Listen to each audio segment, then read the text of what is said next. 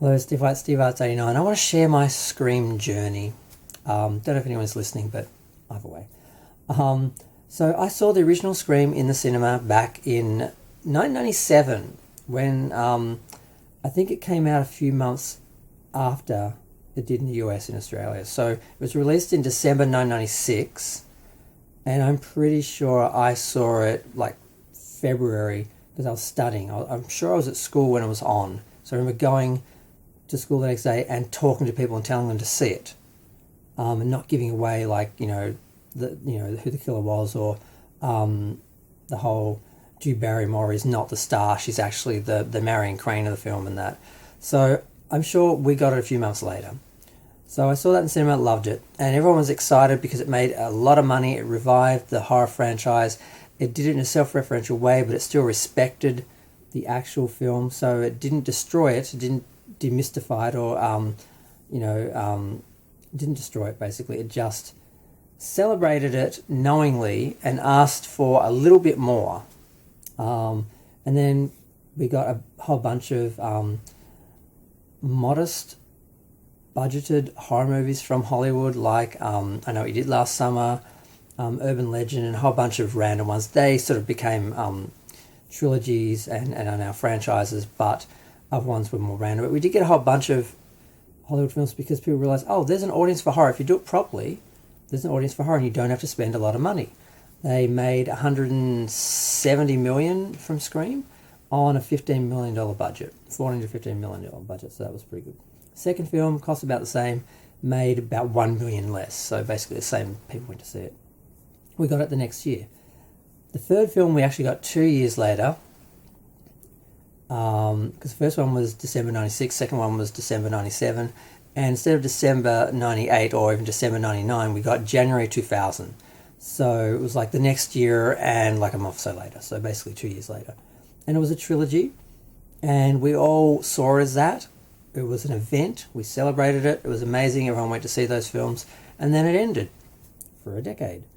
And then along came Scream 4, which just seemed really out of place. But then when you look at the way horror movies work with the whole 10 years ago, 20 years ago, a bunch of murders happened and now they're back, and they sort of worked within their own history and their own mythology, and it was good. I remembered who were the killers in the first two films. I couldn't remember who the killer was in the third film, so I was surprised when it was that person. And it was one person this time. They didn't have two killers. Now, the fourth film, they went back to Woodsboro, and the first trilogy, it had this Star Wars element where each film was sort of in a different setting, like they had a different sort of main planet in each of the Star Wars films, a different environment, a different feel. This one, the first film was in Woodsboro, and they used a lot of real locations and a lot of beautiful cinematography. The second film, they were on a college campus, because Sydney had gone to college. And the third film was in Hollywood because it was all about Maureen's history in Hollywood and how that started all of this.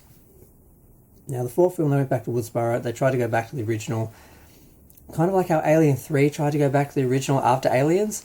It didn't quite work. The film only made about $97 million on a $40 million budget, so it cost more, made less. And the I'm not even going to speak their name, but the people who were producing the film, they were like, we spent a little bit more, we got almost half as much, I don't think we're going to do another one. And it was up in the air, and then a certain person got Me Too'd, the company fell apart, and no one knew what was happening with Scream. The rights were eventually bought by Spyglass, or was it Spyglass? Ended up being made, the next film was made by Paramount. So, so we got the fourth film. So we got an unplanned quadrilogy, sort of adding on to a trilogy, which was amazing. The trilogy, the quadrilogy, it was okay. The final, the villains, the killer in 4 was just tedious, and I just wanted them to die. I just really couldn't stand them. They weren't interesting or thrilling or scary. They were just annoying, and I was glad when they were dead.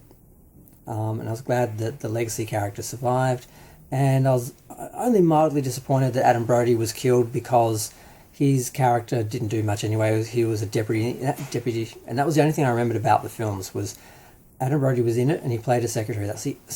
A deputy. That's the only thing I remembered when I was thinking back to Scream 4. It's like, okay, I know the legacy actors came back, and Adam Brody was a deputy. That's all I remembered. So then we got to the new films. I was planning to watch them all in one go. I was going to do a big mega marathon, watch all 6, because they're talking about part 7. I'm like, did I see 5 and 6? I'm like, no, I didn't. What happened? They came out in 2022 and 2023, and I stopped going to the cinema, at that point, so I missed them. So I bought them on DVD, and I thought, I'm going to sit down and have a Scream marathon. So I planned that one evening, and I knew I had to plan it early because there were 6 films, but I didn't realise they were all 1 hour 45 to 1 hour 55 to 1 hour 57 minutes long. So that added a couple of hours to the running time, and I started an hour and a half late. So it didn't happen. I watched the first 4 in one go. So I watched the original trilogy and then the quadrilogy in one go, which is what I'd seen in the cinema, what I remembered. But I didn't remember the killers in the last 2. So it was a little bit of a surprise, a little bit of fun. Last night, I watched 5 and 6 on their own, as their own sort of little, addition to the series. And they were good. I see that they were trying to set up a new group. They brought in legacy characters kind of like Star Wars did, and they seem to be killing them off one per film. So I was a bit worried for Gale in the second film. I thought she was going to die. She practically does, but she doesn't.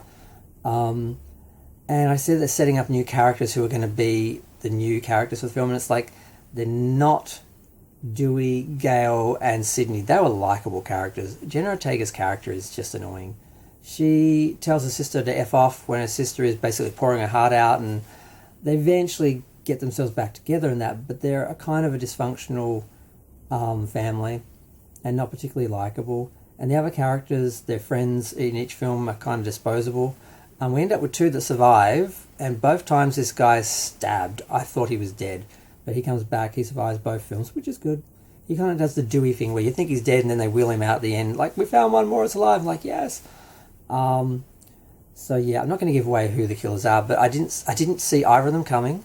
I did work out in the last film that there were 3 killers. I knew there were 3 killers, but I didn't know who they were. I didn't actually think... I thought they were going to actually be not from inside the circle, and they still were. And I was really surprised by that, because I did think that was too obvious, and they wouldn't have been able to get away with that because of how conscious the new kids were of that having happened in all the other film and all the other books and all the other real life in their universe. But they still managed to get away with it. They still managed to infiltrate the group, manipulate them, fake them out. Although I do think part of it was a little bit of a cop-out. I don't think one element that was faked, which is why I didn't question one of the killers, I don't think they could have faked that. They literally had to swap out a body for one of the people who's alive when you thought they were killed. So you thought because they were a victim that the person related to them had to be one of the victims as well and couldn't be one of the killers, but actually did turn out to be the killer. And I hope I didn't give that away in case you haven't seen it. But I just wanted to talk about the whole experience of revisiting Scream and watching the films, because I tried to cover it in my review of part 5, and it took up half of the review, and I struggled to get through the actual film. So I thought, I'm just going to do another little video. So I watched them, it was great. Now, the only problem I had was when they killed Dewey in the 5th film. I did not see that coming, because I thought he was in the last film. I thought it was only Sydney that didn't come back because of the price they were negotiating. Because they were trying, and this is what they were trying to do, they were trying to make her a supporting character and make the 2 new girls the stars. And she's like, no, I'm the star, pay me. And they're like, well, you're not the star anymore, you're just the background character, because we want to build up new characters so we don't have to pay you to come back each time. But that's not how it works. You pay Jamie Lee Curtis to come back because she's Jamie Lee Curtis. She's the GOAT. She's the final girl. And whether that was studio politics, money speaking, or whether they actually creatively thought it would be better to have a new group of people for a new generation and not understand legacy is legacy. Legacy's legacy. It doesn't end. You always bring the legacy characters back. They do not change. You don't create new legacy characters. It just doesn't work like that. So they kind of failed at that. Because the seventh film, Jenna Ortega used her commitments to Wednesday to step out because one of the other actresses got cancelled because of her politics of something. I don't even want to know about it, but she's gone. They got rid of her, and Jenna walked in support of her, but she used scheduling conflicts to do it. So then they had to go crawling back to the legacy character, crawling back to the goat, crawling back to Neve Campbell, saying, "We need Sydney. How much do we have to pay you?" And she's like, "All the money in the world, bitches." And I'm really proud of her for that because she held out. She didn't take a lower paycheck. She sat one film out, and they realised, oh, we can't do it without her now. Now, would they've realised that had the other girls come back? Maybe not. But either way, they're grovelling. I'm happy for her. She's getting a payday. And the next film should be good because it's, not just going to be about the new characters. They have to focus on legacy characters. So it's 11 minutes. This shouldn't have gone this long. But I just want to talk about the Scream series, the legacy. It's sort of my review of the whole series. First film, classic. Second film, built on it. Third film, built on it. Created a trilogy. It was an event. The whole world, the whole horror fan base had this amazing event. Then we revisited it 10 years later, much like they do, in horror movies.